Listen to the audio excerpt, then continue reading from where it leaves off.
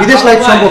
কবে আসছেন আপনি? পোল্যান্ড কবে আসছেন? আমি পোল্যান্ড আসছি গত বছর 2023 জুলাইয়ের 8 তারিখে আসছি পোল্যান্ড। আমি কি বিষয়ে আসছিলেন? আমি আসছি ওয়ার্ক বিষয়ে আসছি।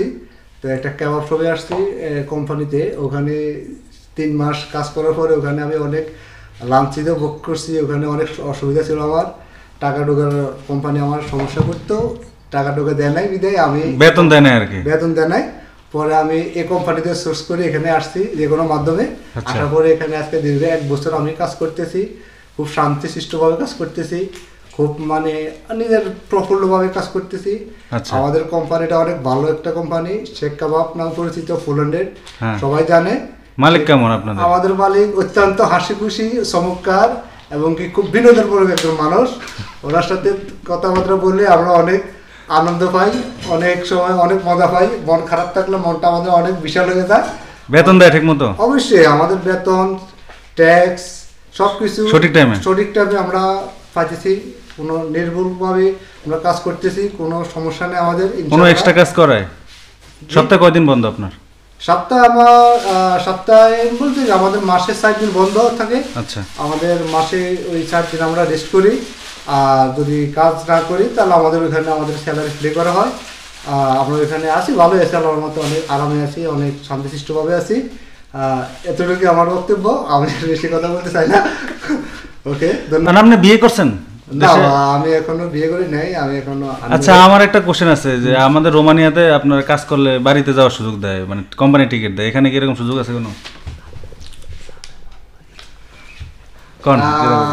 রোমানিয়ার বিষয়টা আসলে আমার অতটা জানা নাই, কারণ এখানে আছে কিনা এই ধরনের অপরচুনিটি জানা মতো আপনার? কোন কোম্পানিতে দেয় বাড়িতে যাওয়ার টিকিট দেয়? না, এখানে নিজের প্রয়োজন আপনি নিজের টাকা দিয়ে যেতে হবে, প্রয়োজন নিজের টাকা করতে হবে। যাই হোক, এখন আপনি তো বাড়িতে যাবেন, এখন বিয়ে শাদী কি প্ল্যান করতেছেন? অবশ্যই ইনশাল্লাহ আল্লাহ যদি বাঁচায় আমি দেশে যাব, এটা প্ল্যানিং আছে ইনশাল্লাহ। বিয়ে শাদী পুরুষ মানুষ দিতে বলছি, বিয়ে শাদী করতে হবে, এটা আসলে না। আমি আপনার একটু বলতেছিলাম যে আপনার 41 বছর বয়স, কিন্তু এটা কি সঠিক? না, এত হয় নাই। না, এত হয় নাই। না, চুল আমারও চুল নাই, এখন আমি কি কম মানুষের কইতে গেলে চুলের বিষয়টা আসলে এটা কোনো মুখ্য না। চুল আসলে আপনার যোগ্যতাই আপনার বিয়ে, মানে ভালো যায় বিয়ে দেবে। তো বিয়ে শাদী বিষয়টা হচ্ছে অন্য সাবজেক্ট। চুলের বিষয় নিয়ে বিয়ে শাদীর কোনো সম্পর্ক নাই। চুল আসলে এটা কারো হাতের কিছু না। চুলটা আসলে একটা মহান আল্লাহ প্রদত্ত। হ্যাঁ, ওইভাবে আসলে চুলটা নিয়ে আমার কোনো চিন্তিত নাই। চুল এটা কোনো বিষয় না।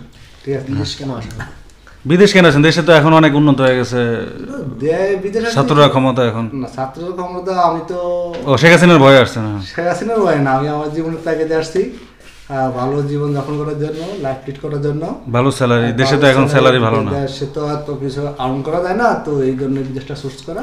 দেশের বাড়ি কই আপনার? আমার দেশের বাড়ি নোয়াখালী, লক্ষ্মীপুরে। নোয়াখালী কেন লক্ষ্মীপুরে? দুটো আলাদা ডিস্ট্রিক্ট। নোয়াখালী কেন বললেন? নোয়াখালী তো প্রতিবেশী জেলা আপনার। তো আপনার প্রতিবেশী আরেকটা জেলা আছে ভোলা, সেটার কথা কেন বলেন না?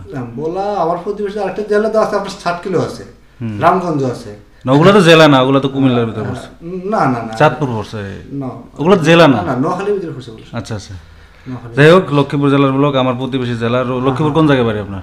আমার লক্ষ্মীপুর আপনার উত্তর জয়পুর, হাটমেদের হাট আমাদের বাড়ি। উপজেলা কি সদর উপজেলা? হ্যাঁ, সদর উপজেলা। জুমুসিনা বলছেন? হ্যাঁ, জুমুসিনা বলছেন, ওখানে পাশে। আচ্ছা, যাই হোক, ধন্যবাদ, অসংখ্য ধন্যবাদ আপনার গুরুত্বপূর্ণ মতামত দেওয়ার জন্য। ওকে।